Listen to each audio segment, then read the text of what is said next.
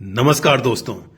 तेजस्वी यादव ने सपने में भी नहीं सोचा था कि नवंबर 2025 के बिहार इलेक्शंस में टोटल 243 सीट में से उसकी पार्टी का महागठबंधन 35 का आंकड़ा भी पार नहीं कर पाएगा और इस पॉलिटिकली जख्मी शख्स के ऊपर बदनामी का एक और पहाड़ तब टूट पड़ा जब बहन रोहिणी आचार्य ने पब्लिकली उस पर चप्पल उठाकर मारने के लिए थ्रेटन करने का आरोप लगा डाला और अपने पिता लालू यादव को एक किडनी अर्पित करने वाली ये लड़की लालू और तेजस्वी का घर छोड़कर परिवार से सारे रिश्ते तोड़ लेती है।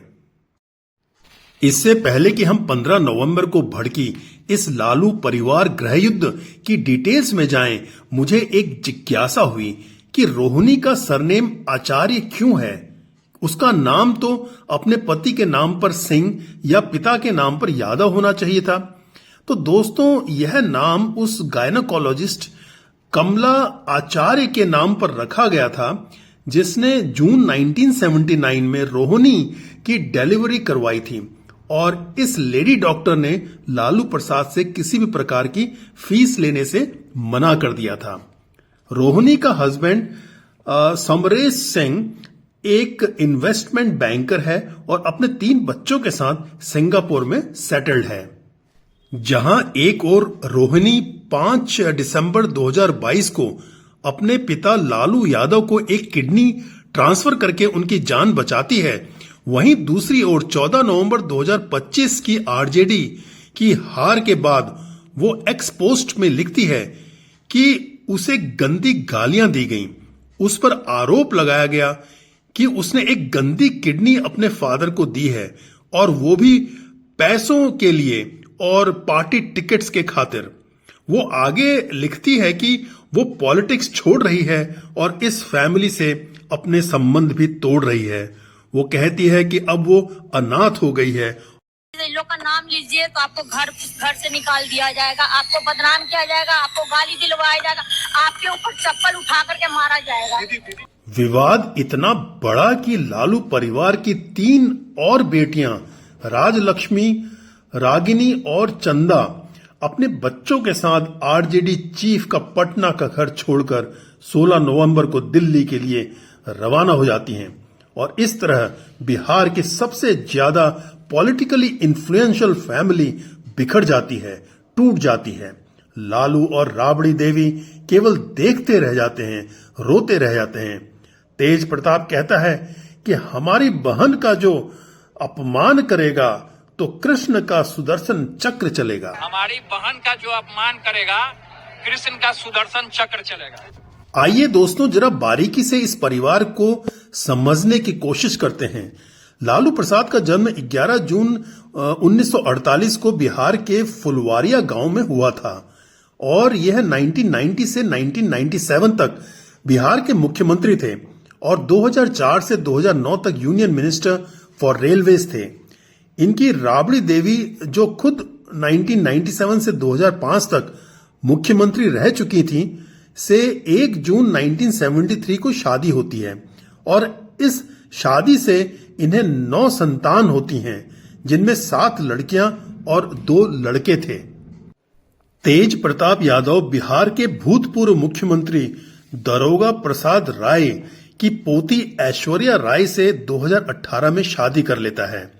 ऐश्वर्या ने इस पर मारपीट का आरोप लगाया और डिवोर्स के लिए अदालत में अर्जी डाल दी।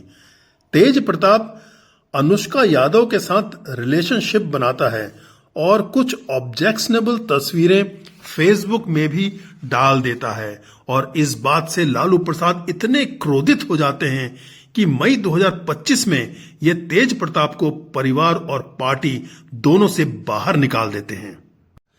तेजस्वी यादव छोटा भाई है और अपनी 10वीं की पढ़ाई पूरी नहीं कर पाया। यह एक प्रोफेशनल क्रिकेटर है और दिल्ली डेयरडेविल्स और झारखंड क्रिकेट टीम का मेंबर भी रह चुका है। इंडियन एक्सप्रेस द्वारा 2020 और 2021 में किए गए एक सर्वे में तेजस्वी यादव का नाम भारत के 100 मोस्ट पावरफुल व्यक्तियों की लिस्ट में शामिल था। तेजस्वी ने 9 दिसंबर 2021 में राजश्री यादव से शादी कर ली।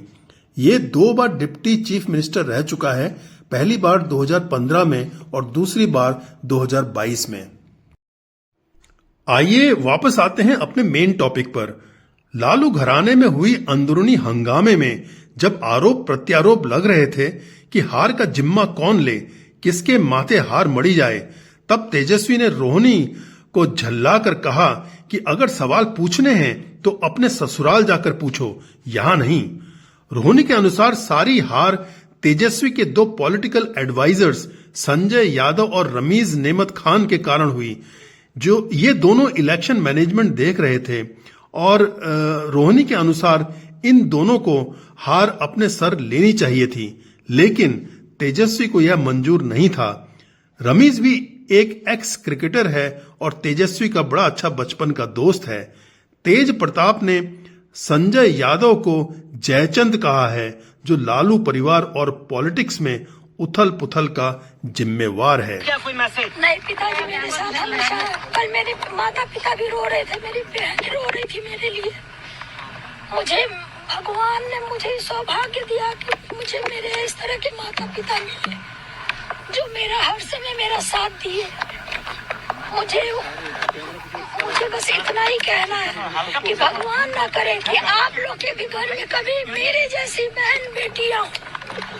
जिस घर में भाई हो, भाई लोग का ही योगदान होना चाहिए। का सारा बलिदान बेटी लोग दी।